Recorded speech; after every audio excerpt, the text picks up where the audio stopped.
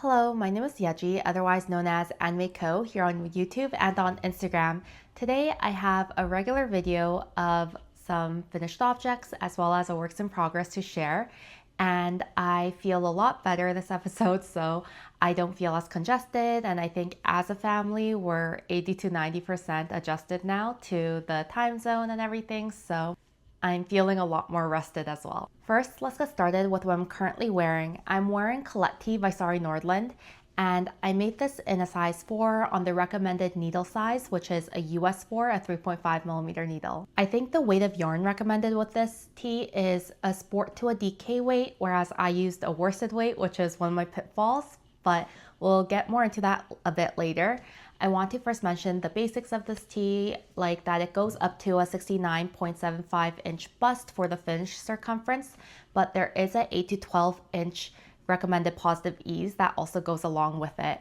And my tee currently doesn't have that 8 to 12 inches of positive ease. The yarn that I use for my version is Brown Sheep in Serendipity Tweed and Baby's Breath, and I think this yarn has now been discontinued. It is a mix of wool and cotton, and it was quite thick to work with as well, so I'm not exactly sure why I picked this yarn to make this tee. I think I had the yarn and then I saw the tee pattern and I wanted to make it, so I decided to just go ahead, but I didn't change the needle size or anything. And so what happened was that I got a pretty dense fabric, and because of that, my tee is quite short compared to, it's already a crop tee, but my tee is quite short compared to what Sari's wearing, and I think I can get away with it when I wear it over dresses as well as with high-waisted items. I would like to make this tee again this year, and I would like to make it in a lighter weight yarn, probably more in that sport weight range, as well as make it with a yarn that's completely plant-based, and so I can throw it in the washing machine and it'll be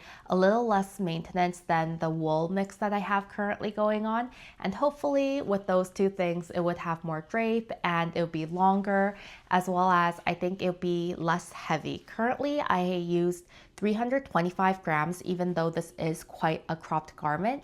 I'll also stand up to show you what it looks like up close. I think up close you can see a little bit better about how the fabric sticks out, and it doesn't really mold to my body, and that's of course because it is quite dense.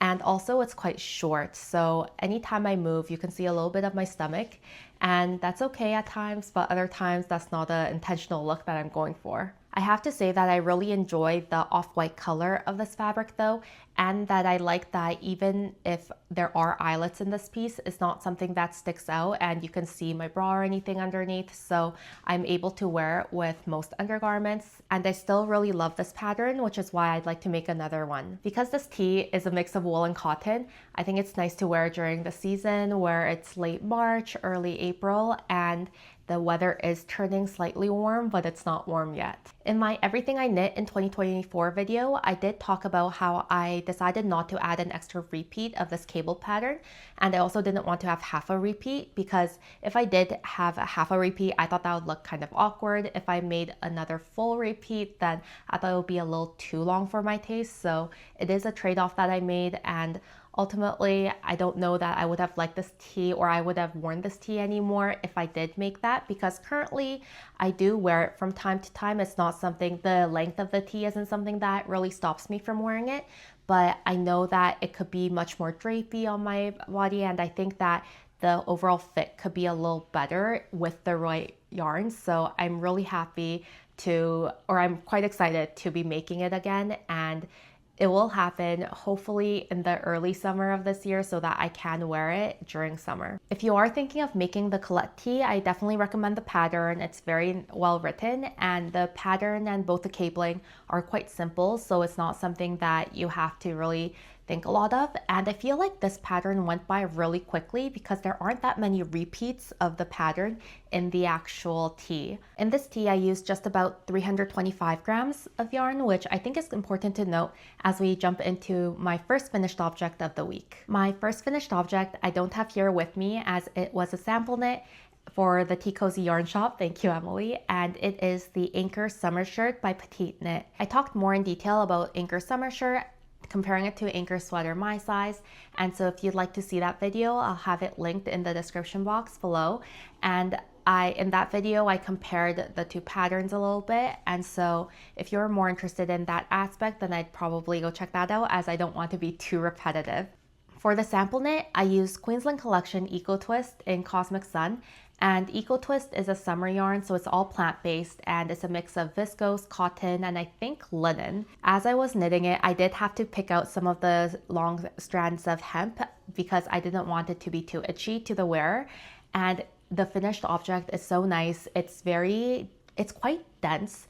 In terms of, after I blocked it, it does feel quite weighty. And that's where I want to make the comparison with this tee compared to that one, because the summer shirt I made in a size extra large, so that's the 5th size in the pattern, and I did make it to the pattern, so it has a really long body. It hits just past the hips or my hip bone, and so I would think that it would take more yarn, but with how far the Eco Twist has gone, the Eco Twist was 273 yards per 100 grams, and this is more of a worsted weight, so it's a lot less than that. I think it was more around that 200 yard mark, and I think that's the main difference, because although this took more yarn in terms of grams, because that had more yardage, I was able to get much further with it.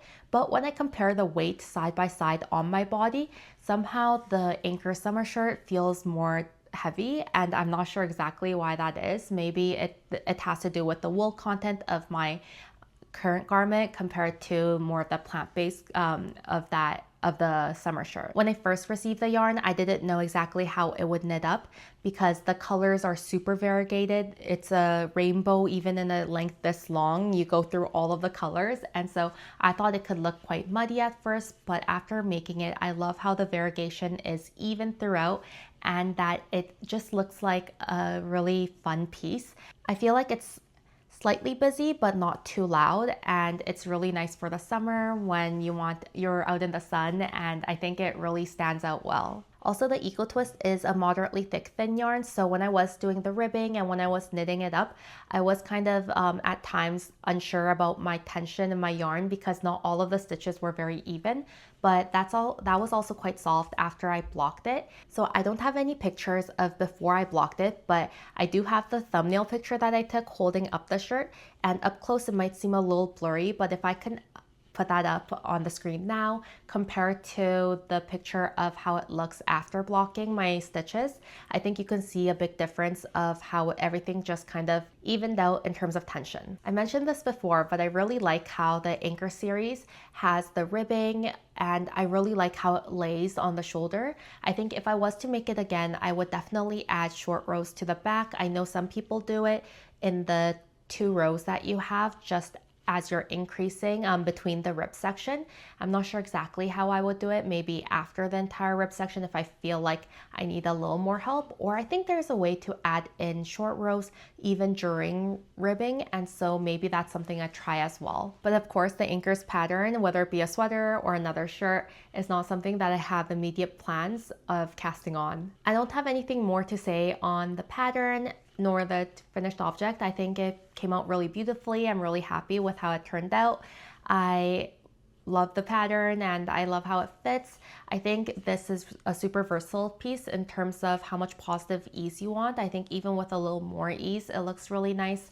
With less ease, I think it's fine as well, except I want to also caveat that with saying that my Ankers sweater that I had on in 2 videos ago, the arms are quite tight because I think I did not pick the correct size for my bust at that time. My next and my final finished object of the week is Noodles from Imagined Landscapes, who is Sarah Shira.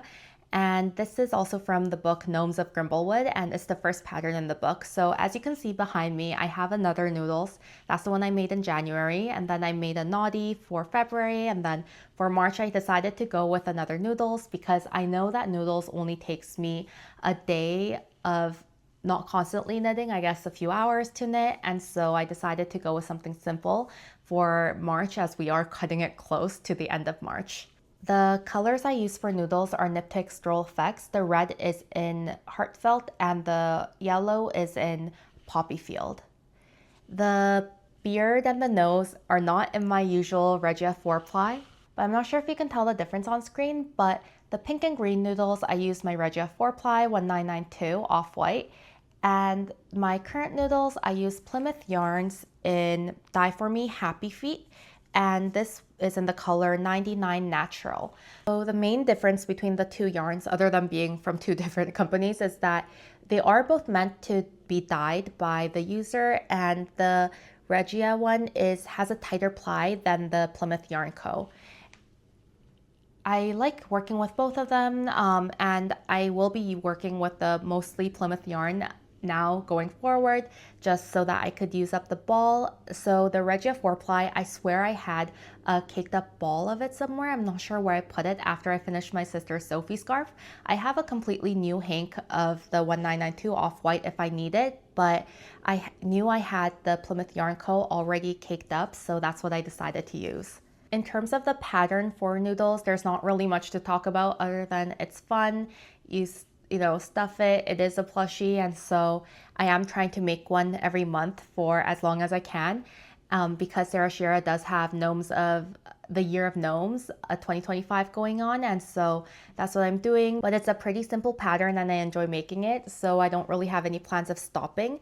One of the things is, though, I did when I first made it without any of the extra pieces like the hands or the nose or beard, I did think that it does look more like a condiment bottle. It looks kind of like a mustard bottle, or like, you know, one of those squeezing ketchup bottles. And so I wasn't as happy with my color choices, but with all of the pieces on, I think Noodles looks quite cute, and this might be my favorite yet. For Naughty, I think all of the pinks and the purples, it kind of clashes, whereas Noodles, I am more happy with how my colors have turned out, so that the red, the yellow, and the white, and so I think I'll continue making the gnomes with white beards. But I want to also say that I'm not really sure what I'll do for April, and that's something that I want to discuss on today's video. I'll put the gnomes back there so that I'm not waving it in everybody's face, but I also did notice how my tulips are drooping and they are looking quite sad even though they haven't bloomed fully yet. I think I just have to cut the stems a little shorter. So the reason I have the Plymouth yarns, the Dye For Me Happy Feet all caked up is because I was planning on making a sweater, I think 2 years ago with this, as well as a Madeline Tosh, a fingering weight sweater, a fingering weight colorwork sweater. But I think it's all knit on either 2.75 millimeter needles, and I wasn't willing to tackle it back then. And even now, looking back, I'm not sure that I want to make a sweater in that gauge yet. So I decided just to use this yarn, and I don't like to have caked up yarns just sitting around, so hopefully I'll be able to get some good use out of this natural color. So one of the things that I want to discuss is just my yarn. So I've been making all the gnomes with scrap yarns because why wouldn't I when they are the perfect amount to use scrap yarns with? I think Noodles only takes around 15 grams for the body and 10 grams for the hat, or less than 10 grams for the hat, so it's perfect for minis and scrap yarn. And one of the things is, though, that the scrap yarn does have to be caked since I am holding everything double on a US 3, a 3.25 millimeter needle. And so I am pulling from both the inside and the outside, which is why my cakes end up looking kind of messy at the end. But it does get kind of repetitive in terms of the colors I'm using. So I've shown this Knit Pick Stroll mini pack now so many times on this channel, and I think I've gotten most of my money's worth out of this, so I'm willing to donate it. And I think that's what I'm going to do. So I have this bag of scrap yarn, and this one has more of my commercial sock yarns in it, and there's a polyfill that's just bursting up at the top. But I think going through it, I'll probably donate a lot of it, because the thing is with these gnomes, I don't have plans to make super scrappy socks, especially because a lot of the socks that I did make recently are somewhat self-striping or self-patterning, and so when I double those up, I can't get it to exactly line up, so the patterning isn't there, and if I don't get it to line up perfectly, then the scrappiness of it becomes a little too much for me. It becomes a little too marled. So I think what I'm going to have to do is going to have to go through it and donate it. And also part of it is that I realized that I like my gnomes to be made of more of the tonal colors. So I think when it's solid, it's too solid. Like my Naughty, I think I made it everything out of solid yarn, and I think that's too much. But when it's tonal or just slightly variegated, I think that works better for me, or even speckled, in terms of what I like in my gnomes. And again, For some of the yarn that I have quite a bit of, so 50 grams, I know I can get another pair of socks out of it, so I'll just probably leave it. But for other ones like this Mani Putty yarn, or for this, I think this is the Happy Feet yarn I've shown before, this Knit Picks Felice yarn, I think I can probably donate it and be okay with it. And I would rather not have it weigh on me that I'm not using these yarns, and that I'd rather use even break into a new mini skein that I have, because I feel like I have to go through my scrap before I even use the mini skein, even though the gnomes will be perfect for mini skeins. And it's all a matter of trying to use up everything to the last bit. I'm not sure if anybody else goes through this, but I feel like if I can't get to the last bit, so if I don't have just a tiny bit left, then I feel guilty throwing it away. However, if I do donate it or leave it in the little free library at in front of Tea Cozy, then I know somebody else can get some use out of it. And other people do truly enjoy scrappy projects. I don't like the look of garments that are too busy, or I guess even socks. I don't want to weave in a ton of ends, so that's where everything gets me. I think I just have to learn to let go so that I can use more of the yarn that excites me and the yarn that I have. So I have other mini skeins that I haven't broken into because I feel guilty not using those in a project first, because I feel like they could be in a more of a complete project before putting it in a scrappy project such as a gnome, which I'm not sure if that makes sense to anybody else or it's all just in my head, but that's kind of the thought process I go through. So I think I just have to sit down, label it so the next person knows what they're getting, and then as soon as then it's kind of out of my collection, I'll feel better about using some of the other yarn that I have, and hopefully then things won't get too repetitive. So as I said, the yarn does have to be caked up to use in a gnome project anyway. And so yarns that I have like this, that I have just balled up after putting it in a project, I don't know what I would do with it. I'm sure I won't be using it in most other projects. It's not like I want to be making another sock with it, and I probably won't be putting it in other projects. And so I think that these will be best just labeled if I can find what that yarn and the colorway is, and given away, and also the other yarns I have as well. I also have this, which is the leftover kit from my Trim the Tree socks, and this is the Hazelnuts Artisan Sock Base. But this, I know that I have other artisan sock yarn in my collection, and I think that this being on a thicker base, I can use it for other things. So I did debate on whether I should just cake up this white color or this off-white color and then put it in this current gnome, but then I decided against it ultimately, and just to find the Plymouth yarn from wherever it was, just so that I would have this in case I want to use it with another artisan sock yarn, or with another sock, or with another pattern that I'm using the artisan sock for. So there are certain criterias and things in my head that I don't know would make sense to anybody else, but I just wanted to share my progress as well as just my thoughts around yarn consumption and yarn usage, because I feel like it's something a lot of people go through. So it's something that I face every time I go in to make a gnome, which is every month. So it's more on the forefront of my mind right now. Basically, what it boils down to is that I have to get away from the scarcity mindset where I'm hoarding a lot of things and then I'm thinking, oh, what if I need it in the future? But just having that item brings me more stress. And then in the future, what in the rare, very, very rare case that I need it, I think I'm at a place right now in my life where I can then find it and probably get another color or something at that point in time. And I think that will bring me a lot more happiness than my current system, which is not working for me. Next, we'll move on to works in progress, and I have only one work in progress to show you. So I am quite a monogamous knitter. When I finish one project, I move on to the next project, and I don't really touch a lot of things within especially a week's time span. And so just having travel this past month has really kind of messed up all of the projects that I have. I like to finish one thing and then start another thing, so nothing takes a very long time. I feel like my next project, which is my Anemone Sweater by Pernille Larsen, has taken me so long. I think this is my 7th or 8th week going on to it, and I really hope to get it done by the end of March. So by March 31st, I hope to be done with this project, just because I feel like I've been working on it for so long now, and I'd like to be working on newer things, or I'd like to be working on different things. So after I finished the Ankers summer shirt, I did a little palette cleanser with the gnome, and then I moved on to finishing this. So I have finished one of the sleeves, and I've just picked up for the collar, but I do have the other sleeve to go. And so I won't go too much into this because I think next week or by next week I can go more into details about everything surrounding this garment. But I just want to say that I am running out of this green yarn, and I thought I wouldn't, but I definitely am. This is all I have left. This is Isair Alpaca 2 in the color 56, and I'm pairing it with the Knitting for Olive silk mohair, soft silk mohair. I think this is in bottle green.